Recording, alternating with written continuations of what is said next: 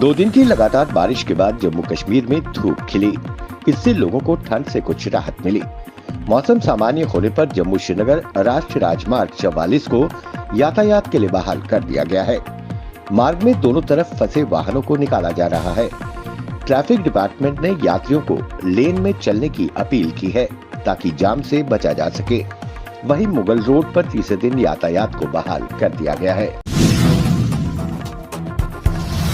भारतीय सेना अपने ऑपरेशन सद्भावना के तहत 18 अक्टूबर 2023 से 20 अक्टूबर तक जम्मू के युवाओं के लिए एक इंटर स्कूल बास्केटबॉल चैंपियनशिप का आयोजन कर रही है। एपीएस अखनूर के अंडर 17 एज ग्रुप में इंटर स्कूल बास्केटबॉल चैंपियनशिप में जम्मू की 7 स्कूल भाग ले रहे हैं। टूर्नामेंट में 6 लड़कों की टीमें व 4 लड़कियों की टीमें एक दूसरे से कम्पीट करेंगी।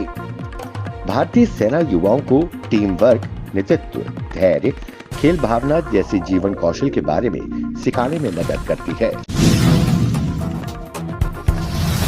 इजराइल हमास युद्ध के बीच गाजा पट्टी में अल अहली अरब अस्पताल पर इजरायली सेना ने कथित तौर पर बमबारी की। इसमें कम से कम 500 लोग मारे गए। तो वहीं इजरायली डिफेंस फोर्स ने अस्पताल बमबारी से इनकार किया है।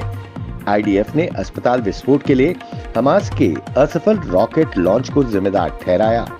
दोनों तरफ से आरोप प्रत्यारोप जारी है, लेकिन जान आम लोगों की जा रही है। गाजा पट्टी में अल अहली अस्पताल में ब्लास्ट के बाद 500 से ज्यादा मौतों को लेकर प्रधानमंत्री नरेंद्र मोदी ने दुख जताया है। उन्होंने इस घटना को गंभीर बताते हुए कहा कि इसके लिए जिम्मेदारी तय होना जरूरी है। उन्होंने एक्स पोस्ट में लिखा, गाजा के अल अहली अस्पताल में मौतों से गहरा दुख पहुंचा। पीड़ितों के परिवारों के साथ मेरी हार्दिक संवेदनाएं और घायलों के जल्द ठीक होने की प्रार्थनाएं। उन्होंने ट्वीट में कहा, ताजा संघर्ष में नागरिकों की मौत की घटना एक गंभीर और चिंता की बात है। इसके लिए जिम्मेदारी तय होना बहुत जरूरी है। बहुचर्चित फर्जी जन्म प्रमाण पत्र मामले में रामपुर एमपी एमएलए को कोर्ट ने ऐतिहासिक फैसला सुनाया है। कोर्ट ने समाजवादी पार्टी के नेता आजम खान, उनकी पत्नी तंजीम फातिमा और बेटे अब्दुल्ला आजम को 7 साल की सजा सुनाई है। एसपी के पूर्व विधायक अब्दुल्ला आजम को 2 जन्म प्रमाण पत्र मामले में दोनों पक्षों की दलील सुनने के बाद कोर्ट ने आज अपना फैसला सुनाया। तीनों को कोर्ट से सीधे जेल ले जाया जाएगा। जम्मू कश्मीर के उपराज्यपाल मनोज सिन्हा ने कहा कि नार्को टेररिज्म और साइकोलॉजिकल वॉरफेयर बड़े खतरे के रूप में उभर रहे हैं। पुलिस को अन्य सुरक्षा बलों के साथ मिलकर इन चुनौतियों को प्रभावी ढंग से मुकाबला करना होगा। जैसे जैसे तकनीक दिन ब दिन उन्नत होती जा रही है, इससे निपटना बड़ी चुनौती है। उपराज्यपाल उत्तरी कश्मीर जिले के बारामूला के शीरी इलाके में 510 नए रंग रूटों की पासिंग आउट परेड को संबोधित कर रहे थे। कांग्रेस सांसद राहुल गांधी ने एक बार फिर अडानी समूह पर बड़ा हमला किया है। राहुल गांधी ने दिल्ली में एक प्रेस कॉन्फ्रेंस में अडानी और कोयले की रहस्यमयी कीमतों में वृद्धि पर एक मीडिया रिपोर्ट दिखाई।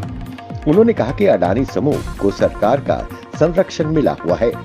अडानी ने 32,000 करोड़ का घोटाला किया है।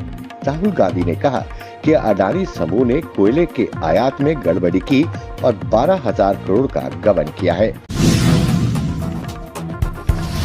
इस बार ठंड और बर्फबारी के मौसम में कश्मीर में सड़क, गलियां और बाजार बर्फबारी से लंबे समय तक बंद नहीं रहेंगे। उपराज्यपाल मनोज सिन्हा ने सड़क एवं भवन निर्माण के मैकेनिकल एवं हॉस्पिटलिटी इंजीनियरिंग डायरेक्टरेट को बर्फ हटाने में इस्तेमाल होने वाले 170 वाहन सौंपे। इनमें snow cutter, loader, light recovery vehicle crane, variable snow plough, wheel and chain mounted accelerator शामिल हैं। भाजपा के राष्ट्रीय महासचिव तरुण चुग ने कहा कि जम्मू कश्मीर में परिसीमन और मतदाता सूची बनाने की प्रक्रिया पूरी हो चुकी है। उन्होंने कहा कि विधानसभा चुनाव समय पर होंगे। कई दशकों तक परिसीमन नहीं हुआ था और अब ये पूरा हो चुका है। उन्होंने बीजेपी ऑफिस जम्मू में पत्रकारों से बातचीत करते हुए कहा कि गुपकार गठबंधन निकाय चुनाव हार गया था और अब विधानसभा चुनाव भी नहीं जीतेगा। अंतर्राष्ट्रीय सीमा पर जम्मू जिले के अनिया सेक्टर के विक्रम पोस्ट पर बीती रात पाकिस्तान की ओर से की गई फायरिंग में बीएसएफ के 2 जवान घायल हो गए। दोनों घायल जवानों को जीएमसी हॉस्पिटल में भर्ती कराया गया है। पाकिस्तान की ओर से ब्रेस्ट फायर किया गया। एक जवान के पेट में और दूसरे जवान के हाथ में गोली लगी।